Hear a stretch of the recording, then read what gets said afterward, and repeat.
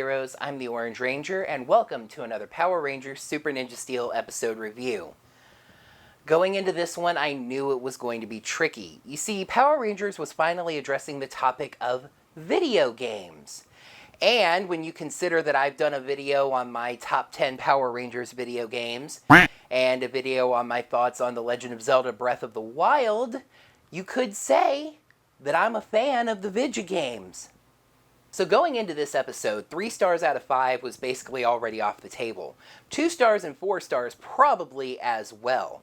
In the immortal words of Misty, the Cerulean City gym leader, this is either gonna be very good or very bad. I'd either really love the creative take on the concept, or be insulted that one of my favorite mediums is being scoffed at, if not worse. However, we do know that video games are ripe for puns and references, so let's press start on my review of the 5th episode of Power Rangers Super Ninja Steel, Game Plan. We kind of start things off in the middle of the story as we see that a brand new video game has already swept across the campus of Summer Cove High. Because, you know, this avoids needing to explain certain things, like how the game was introduced to the market, whether or not you can get it at GameStop, what it even is. Yeah, as the other Rangers find Preston and he explains the game to them, let's dig into that a little bit. Graphically, it looks like a mobile game, kind of like an Endless Runner, where you control this little character, this little lizard-looking dude, the Game Goblin. And by the way, I did have it pointed out to me that this episode came out just a few weeks after the 20th anniversary of Gex the Gecko, and there's a pretty marked resemblance. Anyway, you control him as he runs across the rooftops collecting coins and power-ups. However, it looks like it's played on something that, for all the world, looks like a Nintendo 2DS XL. Funny enough, there was actually a commercial for Pokemon Ultra Sun and Ultra Moon that aired during this episode, and the end of the commercial tells you about how you can get their brand new Pokemon 2DS XL. I thought that was kind of funny. But the thing is, this thing just has a big directional pad and just 4 simple giant buttons on it. Why wasn't this just a mobile game? I mean, all the Rangers and most of the other students, I'm sure, have smartphones. What? Were you afraid of drawing a negative connection between this episode and Power Rangers Legacy Wars? Preston's already in that game, so that's something we're already doing. Preston reveals that he picked up copies of the game for all of the other Rangers. Remember that his dad is rich, he probably has a pretty hefty allowance. And this is all starting to feel just a little bit familiar, so I'm just going to go ahead and get this reference out of the way right now from the beginning. There was an episode of Star Trek The Next Generation called The Game, where Commander Riker, and you'll be seeing him again, don't worry, brings back a little head-mounted simple game from the vacation planet Risa. It turns out that the woman that gave it to Commander Riker is an enemy agent, and the game is both addictive and planting suggestions to help their empire. It spreads across the ship like wildfire, seen as just a simple fad, before Wesley Crusher, Commander Data, and Ashley Judd team up to stop it. No, I'm actually serious. This was one of the episodes where Ashley Judd guest starred as Robin Leffler, a semi-recurring character. So Wesley and Robin go to 10 Forward. Whoa, forgot which show I was reviewing there for a second. Maybe because that episode is about 1,000,000 times better than this one, but I am getting ahead of myself there, aren't I? A buzz cam hovers outside the school window and shows us that nothing interesting happens in the Rangers' lives if it's not related to some evil plot. The Game Goblin is actually a monster working for Madame Odious. He explains that when people play the game and get points, they become power in his power bar. I wonder why that showed up. And yes, Odious says that she went with this plan because teenagers just can't resist video games. I'm actually not sure whom I'm more insulted for. Teenagers who apparently think with a Borg-like hive mind and all can't resist video games, or video games themselves, which are just apparently inherently addictive. But don't worry, I'll be bringing that up again soon. The Rangers are then in class with that crucial, vital molder of their minds and their very lives, one teacher, McWhat's-her-name. She is actually teaching the class, so credit where it's due, or at least she's trying to. As she lectures about volcanoes, the students are playing Game Goblin, though they stop when she turns around trying to catch them. She finally uses a trick to actually catch them in the act and threatens to take away the game of any student who's caught playing it just one more time. But as she resumes teaching, she hears the game again. Throughout this scene, you can notice in the background that Victor is not only not playing the game, but sitting unusually still. The teacher walks over to his desk, looks all around it, and then pulls away a frame-perfect photo poster and reveals that Victor is sitting there playing the game. It was a funny gag, and visually it was pulled off pretty well. However, like this show as a whole, it tends to fall apart if you spend more than a second or two thinking about it. The problem is that that trick only works from one very specific angle.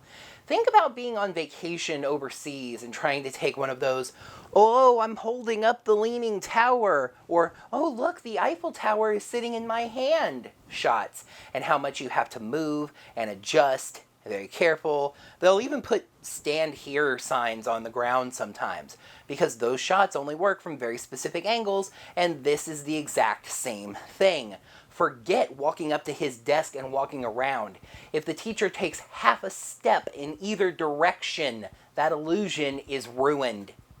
And while I'm on the nitpick train, yes, I realize, they played some new music during this episode, a number of different things actually, come to think of it from hearing people talk about it. But in this case, it was a new theme for Victor, and yes, just Victor. For whatever reason, Monty's not in this scene. He appears in the episode later. And that music sounded almost exactly like the Bulk and Skull theme. And they do this again later in the episode, a different song from the sound of it that is still riffing on, if not ripping off, the Bulk and Skull music. Man, what an insult to Bulk and Skull. The bell rings and the teacher tells the students to turn in their homework before they leave. Preston realizes he didn't do his homework because he was too busy playing those evil, life-ruining video games. Brody tells him that, yeah, that game is eating your soul from the inside out, dude. It's just a terrible thing that's happening to you. But apparently this is only happening to Preston, as every other student in the class turns in their homework, despite having played Game Goblin during class. So Preston seems to be more impacted by this game than others. I wonder if that's going to factor into the plot later. Let's wait and see on that. Brody tries to get the other Rangers to start training, but they're too obsessed with playing the game. As a matter of fact, Preston didn't even bother getting into his ninja gear and show up at the base, just staying at the snack bar and playing the game. So wow, once again, Preston seems more impacted by this game than everyone else.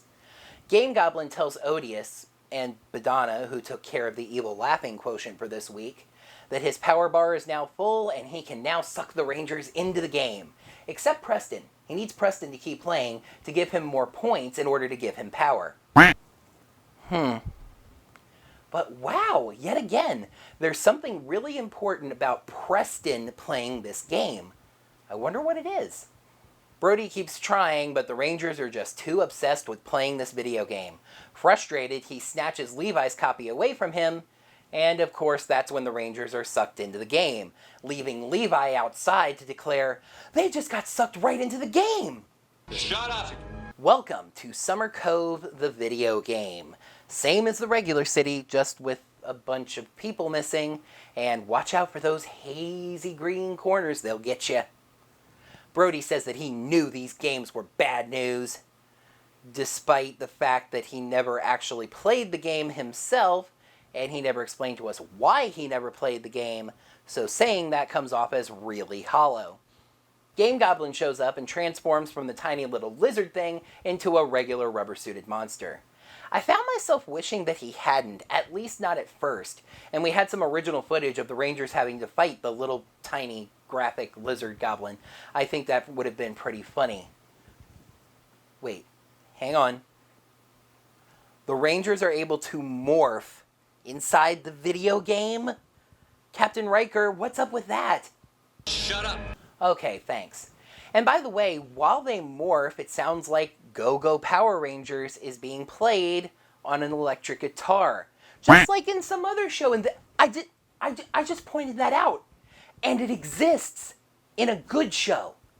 Game Goblin starts to run low on power, so he jumps up on a building and waits a minute as we see some of the worst acting from extras in Power Rangers that I have ever seen.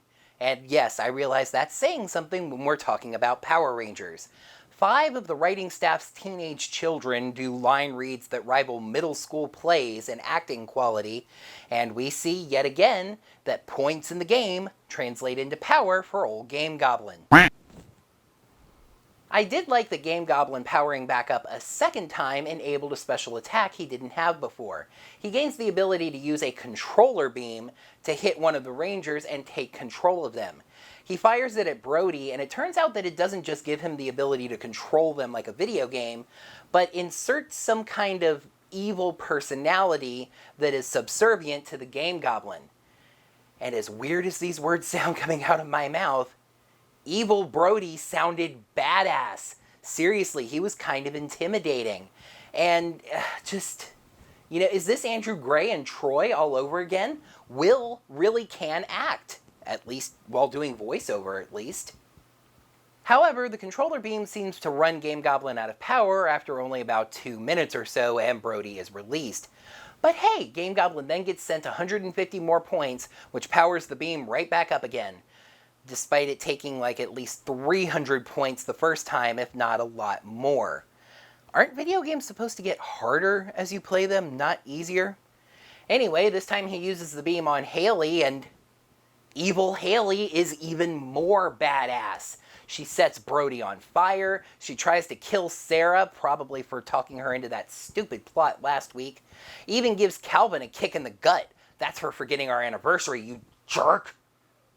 It wears off quickly once again, and Haley is released. But this time we see that Preston is still playing the game and sending points to the Game Goblin. Which is BS, because the second the other Rangers disappeared, Mick and Levi would have found Preston and dragged him bodily back to the base if they had to. Brody calls Levi from inside the game. How is that even possible? Shut up! Oh, right. Sorry, Captain. I forgot. Levi says that he and Mick have been worried. Oh, thanks, Zordon. They were concerned. That's definitely a big help in this situation. Levi finds Preston and sees that he's still playing the game. Preston gets 1,000 points. The Game Goblin gets 1,000 points. By the by, the effect of the points being shown on screen, while it looks cool, reminded me of that fan-made Ghost Sager adaptation idea where it was all based on a video game. Not a single original thought in this episode's head, huh? Anyway, even though the controller beam was powered up by just 150 points last time it was used, now after scoring 1,000 points, Game Goblin can't seem to fire it. Now, this is actually because this game was released early access on Steam, and there's this glitch in the game, a bug, where the cost of firing the beam varies pretty wildly. Actually, in a video game themed episode, that would have been a pretty clever joke. Here, it was just bad writing.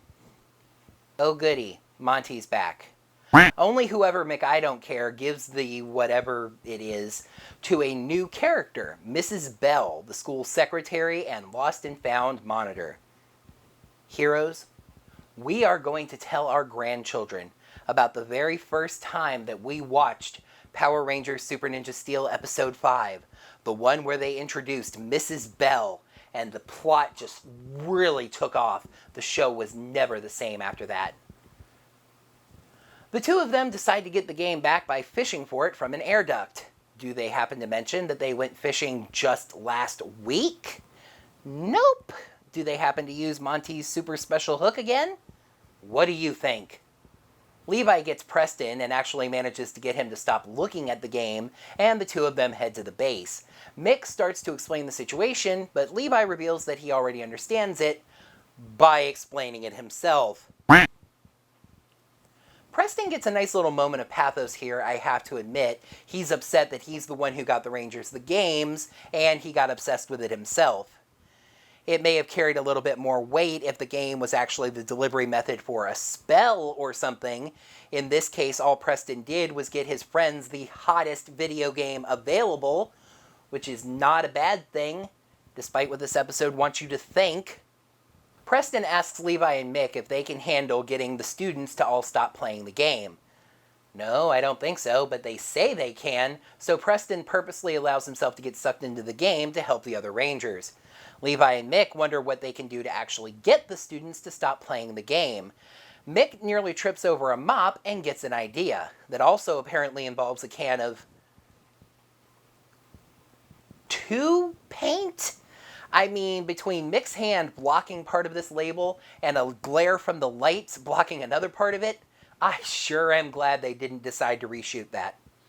Game Goblin gets more and more points and tells the Rangers the students playing the game are just adding to his power bar.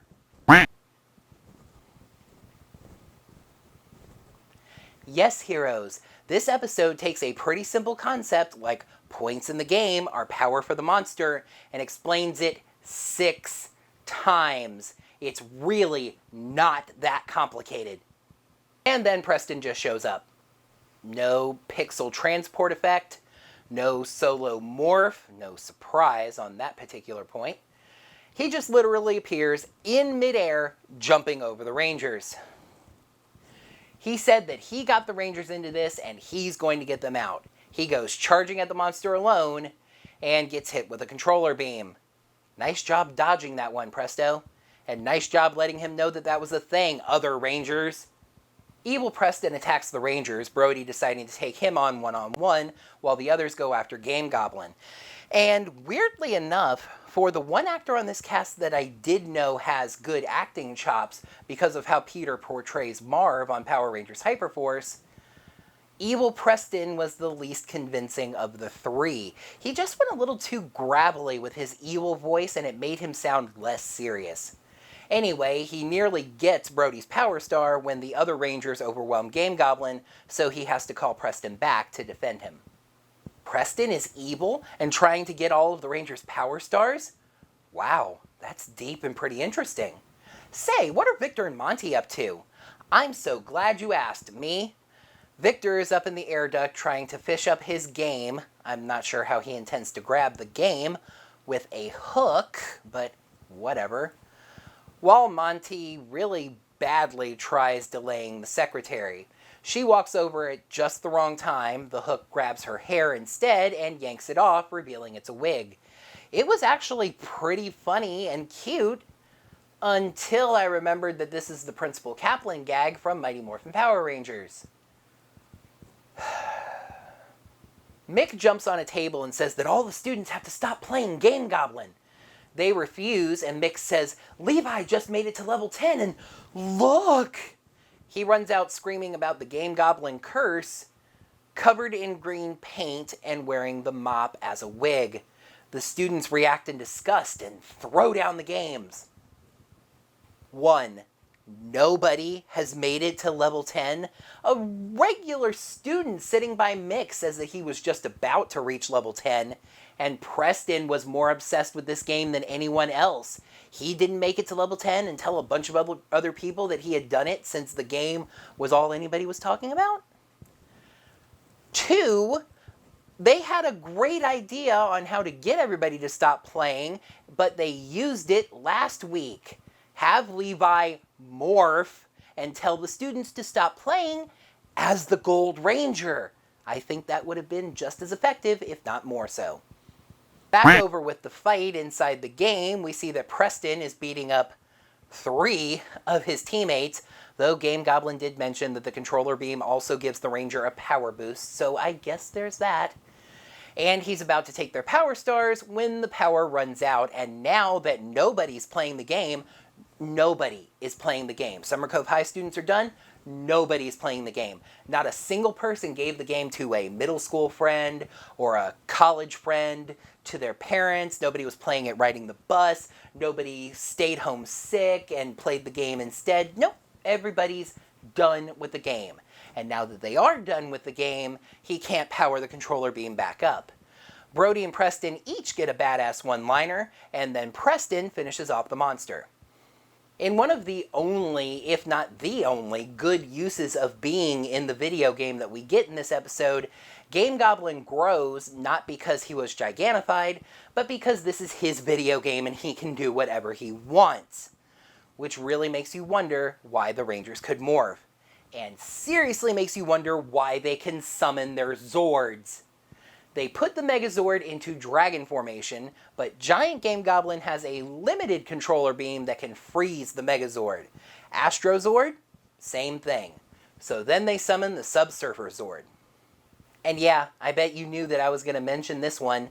You may notice that they used both the Astrozord's Megazord and the Subsurfer Zord's Megazord. And the Astro one is still called the Astro Ninja Steel Megazord, and the Subsurfer one is still called the Subsurfer Ninja Megazord. So apparently the Megazord naming convention is 4 words, and 2 of them have to be Ninja and Megazord. The Subsurfer Megazord can surf on roads because Captain Riker said it can, and Brody uses the gun to power the Sword Slash to destroy the monster, and honestly, that was pretty low on my list of complaints this week. Back at the base, the Rangers reappear from the video game into the real world. Preston apologizes to the rest of the team because one of the Rangers has to apologize every week. It's something hidden in the Nickelodeon Saban brand's contract. He apologizes for letting a game interfere with his homework and his training. Remember, kids, video games are evil. They will only serve to distract you, and they have no redeeming qualities at all. Victor and Monty already had their comedy wrap-up. I didn't mention it because I didn't care about it. I will say that it involved Victor falling about 15 feet through a ceiling and still being totally okay, so hey, there's that. So it was left to the villains this week. On the Warrior Dome, Badana has stopped laughing and tells Odious that she has booked the Galactic Ninjas for next week's show. Interesting, a musical act. I guess it could really serve to liven up the Zord fights. No, I'm kidding, these are contestants, and Odious has at least 4 posters in front of her. Wow, actually hinting at a future plot, even one in the very next episode? Who cares? Laugh. Cosmo kept playing Game Goblin even after the Game Goblin was destroyed, so is there anything actually in the game? And when he reached level 10, he indeed turned green with the mop hair. That crack that you just heard, that sickening crack, was the sound of logic being cracked over the show's knee. Gee, I wonder if they can tell if I liked this episode or not. Oh well, let's throw star. Episode 5, Game Plan. Pros, Preston shows a little character growth, badass evil rangers, and kind of a clever plot. Cons, insulting to video games and those who love them, beating a simple point into your head, and inconsistency. Let me speak clearly so you hear my meaning. This was the worst episode of either season of Ninja Steel thus far. Game Plan gets a 1 out of 5. I still find it pretty ironic that this ended up being a Preston Focus episode when Preston is literally in a video game himself, but he did get some nice moments. We kind of, over the course of the episode, see him slowly realizing what the game is doing to him, culminating in actually learning the truth about it and having that kind of sad moment. Again, I thought that was pretty overwrought considering none of what he did was really all that bad, but it was nice emotion. Can we see more of the evil Ninja Steel Rangers? I mean, seriously, did the Ninjas ever fight evil copies of themselves? Seriously, you guys know I don't remember, so let me know down in the comments below. We got like 10 or 15 seconds of Evil Brody and like 15 to 20 seconds of Evil Haley, and I liked both of them better than their counterparts. Why can't the Rangers have this kind of attitude and competence to them all the time? And besides what it says about video games, and trust me, heroes, we're just about there, we're almost there. I thought this was actually a pretty clever plot by Game Goblin. The good people of Summer Cove, as well as one of the Rangers, unknowingly doing something to aid a monster. They didn't know, they weren't even under any kind of a spell. It was just something that was a clever move by Game Goblin. Those things Being said, guess what, kids? And I happen to know that I actually have a pretty young skewing audience, so kids in the audience, listen up to this. One day you are going to grow up to be teenagers. And sadly, just a fact of life, between now and that day, you will at some point be exposed to video games. Video games are just terrible, horrible things, just time vampires that are just going to suck away your life, addictive wastes of time. And since you're going to be teenagers, you will have no choice but to play them and to like them and to get addicted to them, and you're just going to have to watch your life waste away. Remember, video games have no redeeming values, at least none that are worth mentioning. I mean, improved hand-eye coordination, improved critical thinking, experiencing fantastic works of interactive art and drama. I mean, what does that matter? You're going to forget to do your homework.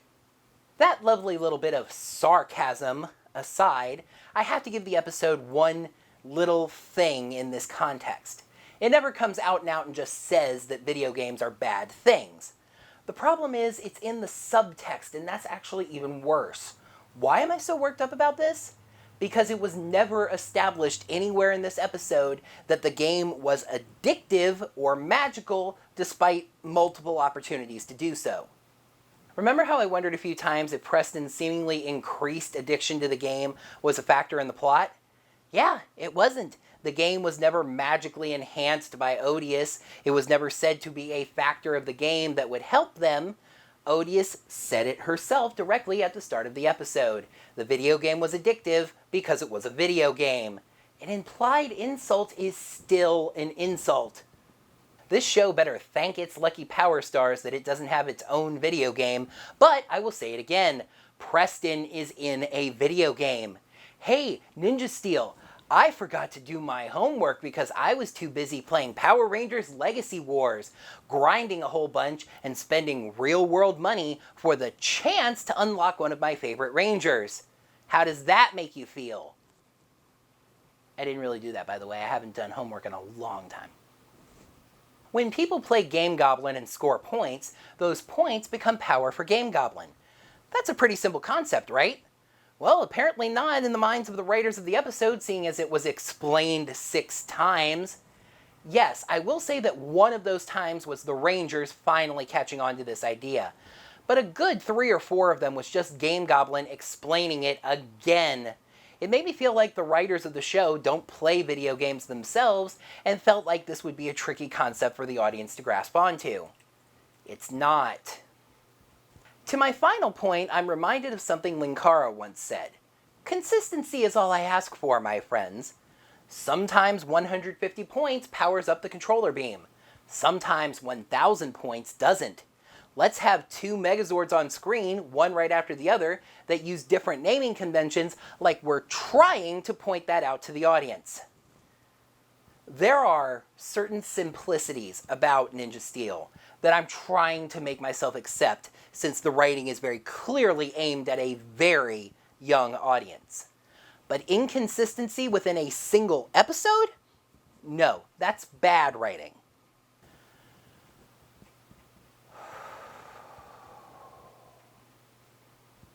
You heroes don't realize just how badly I wanted to love this episode. For one thing, I do realize that I'm starting to gain a reputation as something of a negative reviewer, a nitpicker, a hater. Peter Sudarso recently did an interview with Den of Geek about Power Rangers Hyperforce, but he slipped in this little tidbit about fans of Ninja Steel. Some of the older fans and some of the Ninja Steel fans can be a little bit, I want to say, not negative, but demanding of the actors. Now, I am not so self-absorbed as to believe the comment was even indirectly pointed towards me, as Zordon knows if Peter has even seen any of these videos. If you are watching this video, Peter, first of all, hi, honored to have you watching if you are, and second of all, this is something I want to say to you and your castmates. It's not you guys, trust me, we realize that. You have done the very best you can with the material you were given. You have made the absolute best of some horrid, horrid writing. However, I think that reviewing is always a very personal experience. Takes are going to vary pretty wildly from person to person, even when the opinions are somewhat similar. There are some reviewers out there who have gotten famous for being loud, angry, bitter. That's not what I'm going for. I don't want to be that kind of reviewer on purpose. Think about my reviews of Power Rangers Dino Charge. Go back and watch my reviews of that season. Pay special attention to Let Sleeping Zords Lie, the first episode of Power Rangers I ever gave above a perfect score, 5.5 out of 5. I will praise this show up and down the block when it's deserving of it. The second point is that this episode was about video games, something else that I happen to love a great deal. And if two things that I love, Power Rangers and video games, came together in any form of media and created something amazing, that would just be twice as fantastic for me. I can even say this, one of the only episodes of Ninja that I, 1, remember, 2, actually tolerated, and 3, even kind of liked, was itself a video game tribute episode to Japanese RPGs. However, when you insult something that I love, that is going to cost you points. Someone who doesn't love video games, and yes, Ninja Steel, those people exist, there are even teenagers who don't love and play video games, probably liked this episode a bit more than I did. But I'm not those people, and I just can't shut off my love of video games to review an episode that talks about them. This episode made me angry. And when I review bad episodes of Power Rangers, I try to be funny myself, almost providing the entertainment that the episode didn't. This week, however, I think I was just more focused on ripping this episode a new one. I hope I was still funny. Well, heroes, there's nobody more excited than me to put this episode in the rear view mirror. Let's take a peek at the 6th episode of Power Rangers Super Ninja Steel, Attack of the Galactic Ninjas. The Galactic Ninjas arrive on Earth to destroy the Ninja Steel Rangers once and for all. So, in the episode Attack of the Galactic Ninjas, the Galactic Ninjas attack. That's gonna do it for another Power Rangers Super Ninja Steel episode review. Thank you, heroes, so much as always for watching. Make sure to like the video by clicking the like button right down below. In the comments below, let me know what you thought of this episode, especially if you like video games. Were you as insulted or annoyed by how this episode treated them as I was? Let me know down in the comments below. Make sure to subscribe to the channel to see all my videos and ring that bell, get your notifications set up so you can be notified of whenever I post brand new videos just like this Power Rangers Super Ninja Steel episode review. And if you happen to really enjoy this review and there's no big pressing video game you need to go out and buy, you can toss a little money into my digital tip jar over at digitaltipjar.com/orangerangervid. I appreciate anything that lands in that jar. Once again, thank you so much for watching, and until next time, heroes, may the power protect you. And considering things like my recent Power Ranger farts, and I have to... and considering things like my top 10 Power Rangers video games, or be insulted that one of my favorite shows is scoffing at one of my favorite mediums of play, and yeah, that works. However, we do know that video games are rife with puns and but we do know that video games are ripe for puns and however, we do know video games are ripe for puns and I keep trying to say puns and preferences. Puns and references. The thing is, it only has a big directional pad and just 4 simple buttons. What? And funny enough, there was actually a commercial for Pokemon Ultra Sun and Ultra Moon. So Wesley and Robin go to 10 forward to... Whoa. Kind of forgot what... It was kind of a funny gag, and I kind of liked it. Game Goblin tells Odious and Madonna, who takes care of the evil laughing quotient for this week, that he... I found myself wishing that he kind of... just like in some other... Oh, right. Sorry, Captain. Sorry, I forgot. Anyway. Oh, right. Sorry, Captain. I forgot. What the? Brody calls Lee. Oh, goody. Monty's back.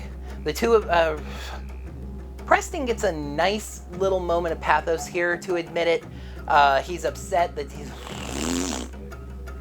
Levi gets Preston and manages to make him stop looking at the game. And yeah, I bet you knew 4 contestants if the posters in front of Odious are to be believed. I'm just gonna do it again. Remember how I wondered a few times if Preston's seemingly increased addiction? For one thing,